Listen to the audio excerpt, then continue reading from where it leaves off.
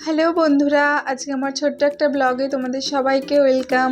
আশা করি তোমরা সবাই ভালো আছো, আমিও খুব ভালো আছি। ব্লগটা হলো বৃহস্পতিবার সকালে সবারই অনেক কাজকর্ম থাকে, তাই আমি উঠে পড়েছি। উঠে সমস্ত কাজ করে পুজো করতে চলে এলাম।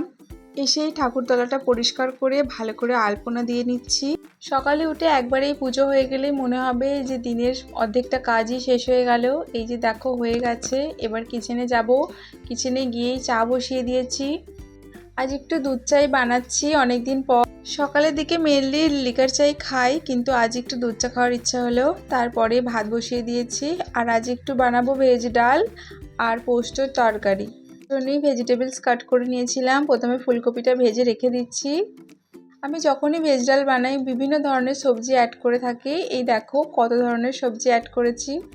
ডালটা প্রথমেই সেদ্ধ করে রেখে দিয়েছিলাম।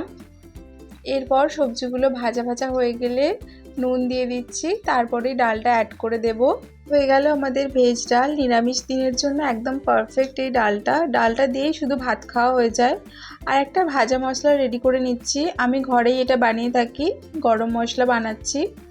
এলাচ, লবঙ্গ, দারচিনি, জিরে দিয়েছি, সেটাকেই ভালো করে একটু রোস্ট করে গুঁড়ো করে রেখে দেবো। আর 1 চামচ মতো এই ডালে অ্যাড করলে এত সুন্দর টেস্ট হবে যে বলার কথা নয়। আর আজকে অনেকদিন পরেই মন চাইলে একটু পায়েস বানাবো, আর আমার বোনও এসছে, তার জন্যই প্রথমে কড়াইয়ে দুধটা নিয়ে নিচ্ছি আর চালটাকে ধুয়ে ভালো করে রেখে দিয়েছি। 1 কাপ মতো গোবিন্দভোগ চালেই করছি। এই যে দেখো এই চালটাই নিচ্ছি, ধুয়ে ভালো করে দুধের মধ্যে দিয়ে দেব। আর একটা মতো এলাচ নিয়ে আমি দুধে দিয়ে দিয়েছি ভালো স্মেল আসার জন্য। আমার তো পায়েস খেতে খুবই ভালো লাগে। বাড়িতে যখন ছিলাম আগে মা প্রায় বানাতো, কিন্তু এখন আর করে হয়ে ওঠে না। কিন্তু এখন বোন এসছে বলে ভাবলাম আজই বানাই। অবশ্য শুধু আমার নয়, বাঙালি হিসাবে সবারই পায়েস খুবই প্রিয়।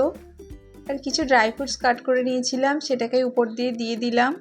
চালটা সেদ্ধ হয়ে এলেই চিনিটা দিয়ে দেব। 1 কাপ চালের জন্য 1 কাপই চিনি অ্যাড করেছি।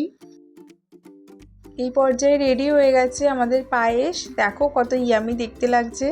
এই পায়েসের ভিডিওটি আলাদাভাবে আমি শর্টসে আপলোড করেছি, চাইলে একবার দেখে নিতে পারো। এই যে রেডি হয়ে গেছে, আজকে লাঞ্চও নিয়ে নিলাম। তারপরে সন্ধ্যেবেলা চলে গিয়েছিলাম একটু মন্দিরে।